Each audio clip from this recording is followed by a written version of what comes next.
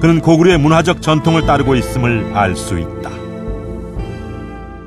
중국의 역사서를 보면 중국 사람들 입장에서 볼 때 동이족 사람들은 유독 새 깃털 모양을 좋아해서 특히 지위가 높은 사람들은 자신의 지위가 높다는 것을 증명하기 위해서 머리에 새 날개 모양 장식을 꽂았다 이런 기록이 있거든요.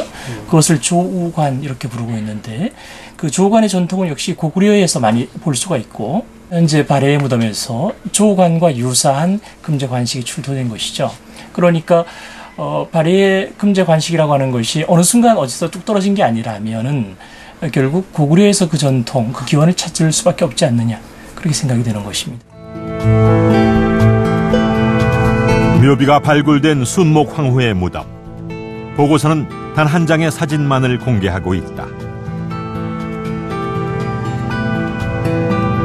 순목 황후가 잠들어 있던 무덤은 돌을 쌓아 기다란 방을 만들고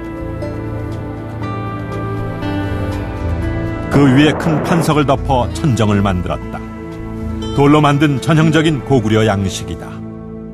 우리는 발해꽃 보면서 이것은 중국에 이런 유형이 없거든요. 고구려에 있었던 것이거든요. 중국에 이렇지 않습니다. 이것보다는 오히려 동북지방이 북방지방 고구려 지역에 굉장히 많이 사용되던 것이거든요. 중국은 이렇지 않습니다. 화상면이면서 아까 말씀드렸듯이 가옥 형태로 저 꾸몄고요. 특히 중국은 벽돌 많이 사용하지 석재를 많이 사용하지 않습니다. 차이가 많습니다. 이건 저희가 보면은 뭐 실물이 있으면 직접 보여드리면서 말씀드리면 좋겠는데 도면이라는 거 보고서는 이건 고구려 전통 이렇게 해서 쉽게 판단할 수 있는 건데 발해의 석실부는 고구려 전통이라고 누구든지 그냥 인정하는 것입니다. 고구려 무덤이 반지하식인데 반해 순목 황후의 무덤은 지하식으로 확인되고 있다. 발해 중후기의 무덤인 만큼 무덤 곽을 벽돌로 하고 묘비를 세우는 등 당의 영향으로 한층 화려해졌지만 가장 핵심적인 무덤 양식은 고구려 전통을 그대로 고수하고 있다.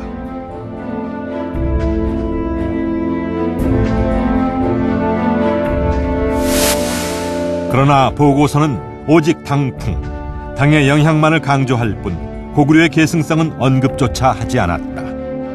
보고서를 보면은 고구려 언급이 전혀 없다라는 특징이 있습니다. 이렇게 철저하게 언급되지 않는다라는 것은 그 저간의 다른 사정 때문에 그렇지 않는가라는 판단을 할 수밖에 없다라고 생각합니다.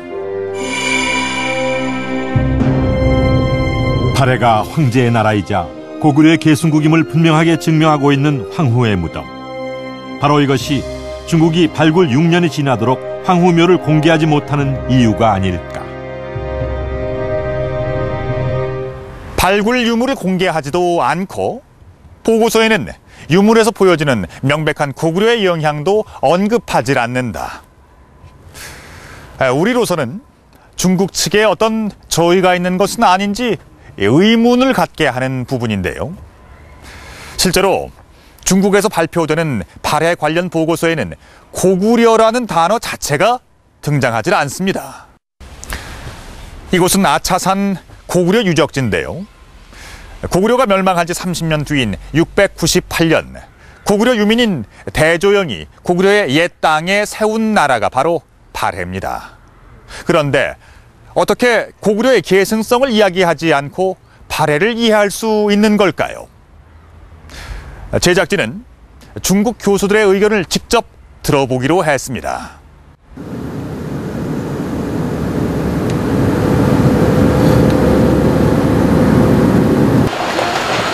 북경대 역사학과 왕샤오프 교수. 발해사에 있어서 비교적 균형 잡힌 시각을 가지고 있는 중국 학자로 알려져 있다. 그는 한국 학자들에게 발해 유적이 공개되지 않는다는 것을 모르고 있었다. 有助于相互理解嘛。韩国学者，比如说包括旅游到那边去旅游去，照照片不让照，是啊。我不知道，因为我中国人，我也不知道这样。但他有些地方可能具体的那个，比如说文物，你像真孝公主墓这个龙头山这样的地方，你去了，他不让你照，那是真的。那我们当然只好找人家人，自己来找就完了。所以可能是为了，也可能是为了尽量避免引起一些更多的争论，可能是采取了这么一些措施。 중국과 한국 학계는 발해의 정체성에 대해 전혀 다른 견해를 가지고 있다. 那么这个渤海国跟韩国有多少关系呢？就是让我们看，基本上是跟韩国的主体民族没关系。所以说，那个渤海国的国内主要是摩河人为主，有高句丽的人。 발해가 한국과 전혀 무관하다는 왕샤오프 교수의 주장은 대조영의 출신 성분과 관련돼 있다.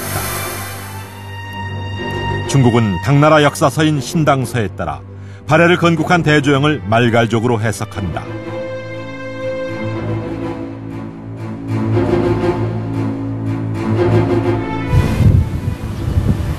다른 학자들도 마찬가지일까?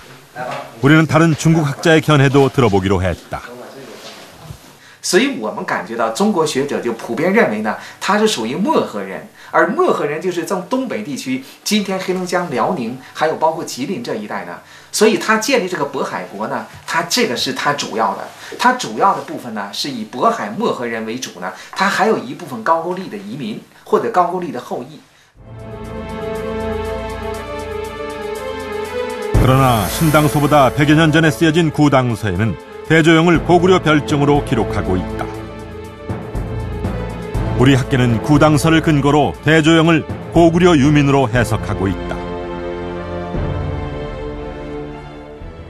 경성대 한규철 교수는 말갈이란 특수한 민족을 지칭하는 것이 아니라 촌사람 등과 같이 변방 사람들을 속되게 일컫는 말이라고 주장한다.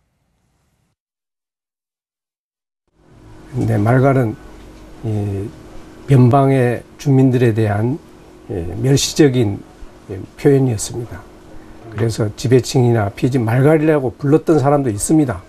그런데 그들은 대개 다 고구려인들의 어떤 멸시적인 표현이었던 것이지 고구려하고 다른 말갈족은 아니었습니다.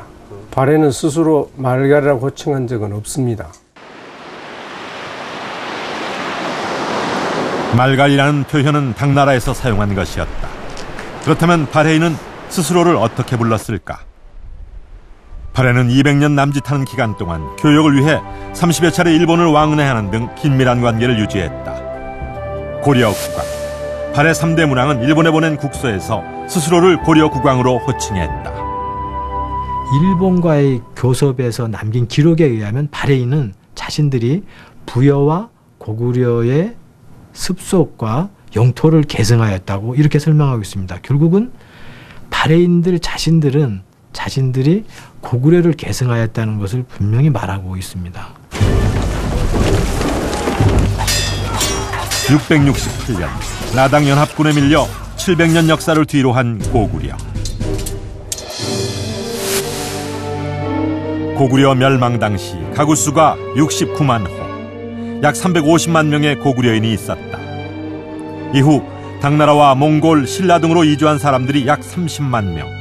그렇다면 적어도 300만 명의 고구려인이 옛 땅에 남아 발해를 건국했음을 알 수 있다.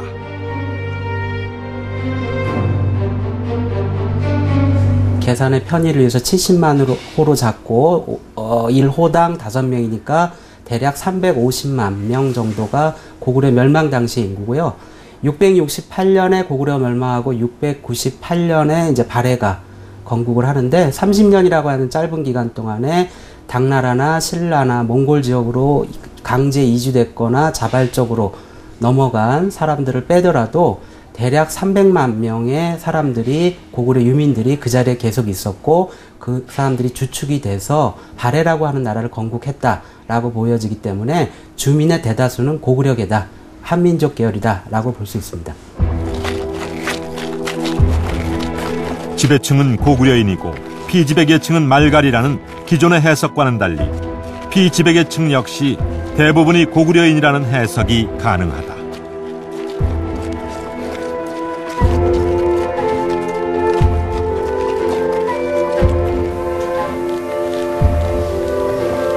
중국은 발해의 독립성에 대해서도 우리 학계와 다른 입장을 취하고 있다. 중국은 당서에 기록된 책봉과 조공의 예를 들어 발해가 당의 지방정부라고 주장한다. 他是受唐朝册封，唐朝一开始是册封他为渤海王，或者是渤海郡。但是它归属于唐朝，向它称臣纳贡呢，所以它就是把它成为唐朝的一个组成部分。